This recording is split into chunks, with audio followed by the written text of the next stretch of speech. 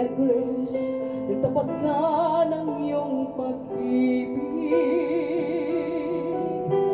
Huwebes ay inibig din kita. Biyernes ay puno ng pagmamahalan. Mga puso natin ay sadyang nag-aawitan. Sabado, tayo'y biglang nagkatampuhan at